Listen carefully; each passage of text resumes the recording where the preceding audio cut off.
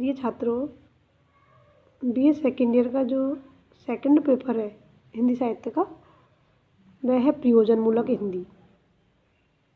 इसमें भी 5 यूनिट दी हुई है, जिसमें जो प्रथम यूनिट है उसमें प्रयोजनमूलक हिंदी का अभिप्राय, क्षेत्र, पत्रकारिता वार्ता, और जो सेकेंड यूनिट है वह संपादन कला से संबंधित है। थर्ड यूनिट संचार माध्यम से संबंधित है, और जो फोर्थ यूनिट है वह टेलीविज़न, फिल्म लेखन आदि से संबंधित है, और जो अंतिम यूनिट है वह अनुवाद की है। तो सर्वप्रथम हम प्रथम यूनिट पर चर्चा करते हैं। उसमें प्रयोजनमूलक हिंदी या प्रयोजनमूलक भाषा का अभिप्राय और साहित्यिक हिंदी और प्रयोजनमूलक हिंदी में क्या अंतर है आदि पर हम चर्चा करेंगे। तो सर्वप्रथम हम प्रयोजनमूलक भाषा का अभिप्राय किसे कहते हैं। प्रयोजनमूलक भाषा, तो सर्वप्रथम प्रयोजनमूलक भाषा के अभिप्राय का अध्ययन करते देखिए।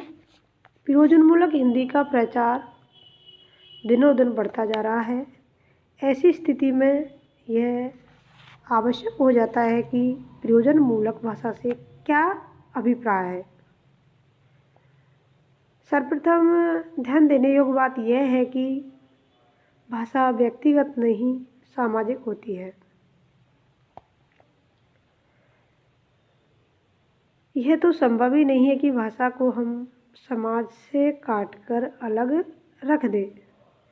ऐसी स्थिति में एक ऐसी भाषा की हमें आवश्यकता होती है जिसको सभी समझ सके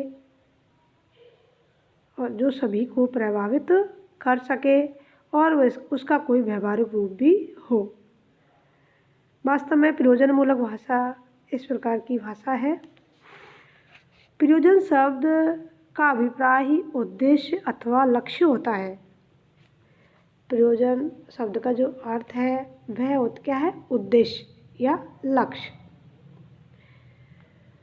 हमारी दृष्टि में प्रयोजनमूलक भाषा से आशय उस भाषा से है जो किसी उद्देश्य विशेष से जुड़ी हुई हो।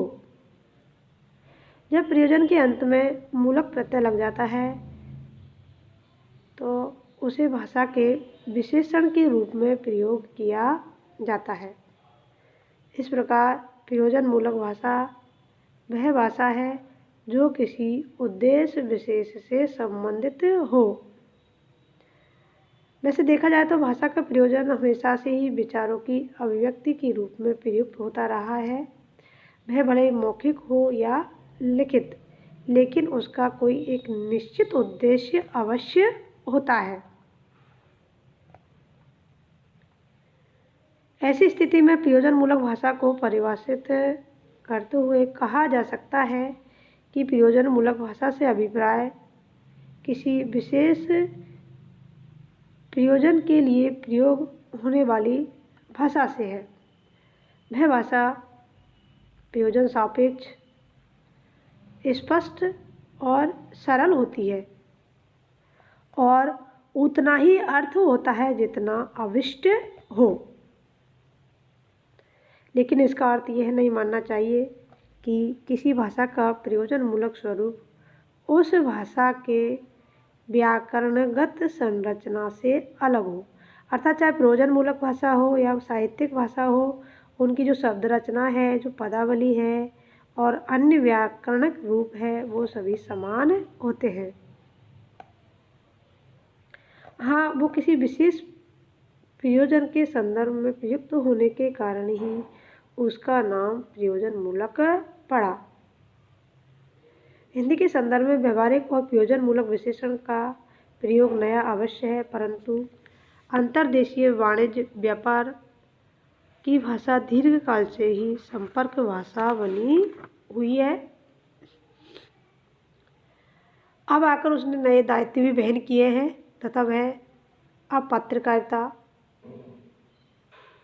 शिक्षा, कानून की भाषा भी बन चुकी है। इसके साथ ही हिंदी भाषा को भारत संघ की राजभाषा के रूप में भी स्वीकृति मिल चुकी है। अतः उसके विभिन्न प्रयोजनमूलक क्षेत्र भी विकसित हुए हैं। आज ज्ञान, विज्ञान, प्रौद्योगिकी जैसे नए क्षेत्रों में हिंदी भाषा के बढ़ते प्रयोग ने उन क्षेत्रों के अनुरूप प्रयुक्ति और प्रोक्ति की संकल्पना का विकास किया है।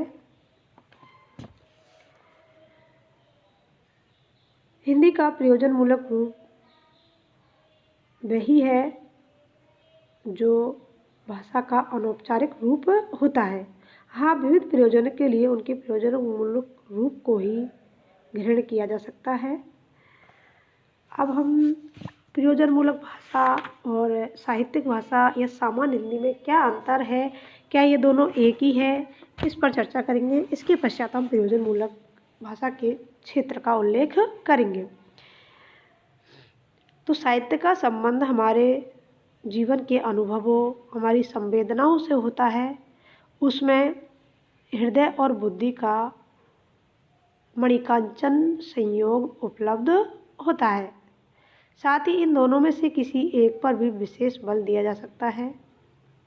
वैसे साहित्य में भावना की तीव्रता और गहनता रहती है। साहित्य की भाषा पर किसी भी प्रकार का कोई बंधन नहीं होता है, वह बंधन से रहित होती है। वह साहित्यिक भी हो सकती है, आम बोलचाल की सहज सरल भाषा भी हो सकती है। उसमें प्रतीक, छंद, अलंकार, वक्रोक्ति आदि भी आ सकते हैं। इस प्रकार जो साहित्य की भाषा होती है वह भाव, कल्पना, अनुभूति, व्यंजना, वक्रोक्ति से पूर्ण होती है। वही प्रयोजनमूलक हिंदी प्रयोजन सापेक्ष, सीधी और स्पष्ट होती है। वो किसी विशेष प्रयोजन के लिए ही प्रयुक्त होती है। उसका सीधी स्पष्ट होने का आशय यही है कि प्रयुक्त शब्दों का वही और उतना ही अर्थ निकाला जाता है जितनी ज़रूरत है या जितना आवश्यक है। इन दोनों में क्या अंतर है देखो। सबसे पहले शब्दावली के स्तर पर, शब्दावली की दृष्टि से ही मतलब साहित्यिक हिंदी और जो प्रयोजनमूलक हिंदी है उसमें शब्दावली की दृष्टि से भी अंतर होता है। साहित्य की भाषा की कोई सीमा नहीं होती, उसका कोई बंधन नहीं होता है। रचनाकार शब्दों को उनके पारंपरिक अर्थ में प्रयोग करने के साथ ही नए नए अर्थ भी प्रदान कर सकता है। लेकिन प्रयोजनमूलक हिंदी में इस प्रकार की छूट नहीं होती। प्रयोजनमूलक क्षेत्र में शब्दावली पारिभाषिक होती है, जिसमें शब्दों का अर्थ क्षेत्र विशेष में निश्चित और सीमित होता है।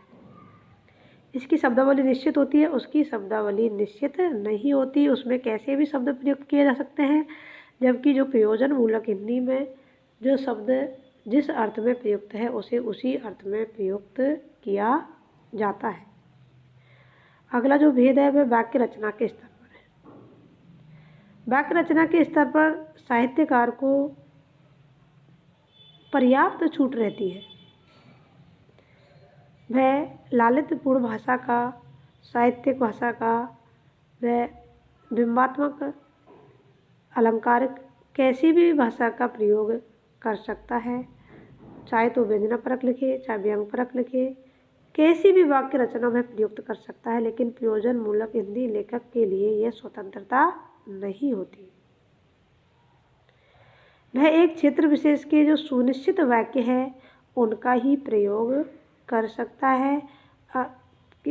जैसे कि अलंकारिक, व्यंजनापरक, इस प्रकार के वाक्यों की उन्हें बिल्कुल भी छूट नहीं होती है। साहित्य में प्रयोजनमूलक शब्दावली प्रयोग के स्तर पर साहित्यकार अपने लेखन में प्रयोजनमूलक शब्दावली का अपनी सुविधा से प्रयोग कर सकता है और करता आ रहा है। आधुनिक विज्ञान और सामाजिक विज्ञापनों की शब्दावली ने साहित्य की भाषा को बहुत ही प्रभावित किया है। मध्यकालीन हिंदी भक्ति साहित्य में दार्शनिक शब्दावली जैसे कि निर्गुण, सगुण, शून्य, खसम, ब्रह्म, जीव, माया, मुक्ति, ब्रह्मानंद आदि इसी प्रकार क्या है। लेकिन प्रयोजनमूलक भाषा में इस प्रकार की कोई छूट नहीं होती, न ही वो इस प्रकार के शब्दों को ग्रहण कर सकता है। संचार माध्यमों के स्तर पर संचार माध्यम और विज्ञापन के क्षेत्र अन्य विषयों से अलग होते हैं। इनमें प्रयुक्त हिंदी की प्रवृत्ति कुछ अलग होती है।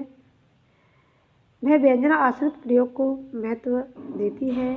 वह संकल्पना ज्ञान तथा विषय क्षेत्र पर आधारित न होकर व्यवहारिक क्षेत्र पर आधारित होती है।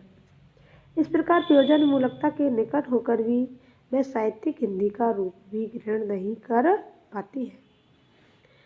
सामान्य हिंदी में भी प्रयोजन मूलक हिंदी का अंतर है। ये तो हुआ साहित्यिक हिंदी और प्रयोजन मूलक हिंदी में क्या अंतर है। और जो सामान्य हिंदी है वह भी प्रयोजन मूलक हिंदी से अलग है। यह बात भी तुम्हारे दिमाग में क्लियर होनी चाहिए। क्या अंतर है दोनों में देखो। यह सामान्य बोलचाल में प्रयुक्त हिंदी भाषा से कुछ भिन्न है। इसमें औपचारिकता होती है। भले ही औपचारिकता में भेद हो परंतु प्रयोजन मूलक हिंदी में यह होता ही है, जबकि सामान्य हिंदी के लिए आवश्यक नहीं है कि उसमें औपचारिकता हो। ठीक है। औपचारिकता के कारण प्रयोजन मूलक भाषा की शब्दावली और वाक्य रचना में सामान्य हिंदी भाषा अलग होती है। प्रयोजन मूलक भाषा के वाक्य विन्यास में बोलचाल की सहजता के साथ उद्देश्यता होती है, जो सामान्य हिंदी के स्वरूप से बिल्कुल ही अलग है। यानी कि तो पूरी तरह उद्देश्य मूलक होती है, प्रयोजन सापेक्ष होती है, जबकि सामान्य हिंदी में ऐसा नहीं है।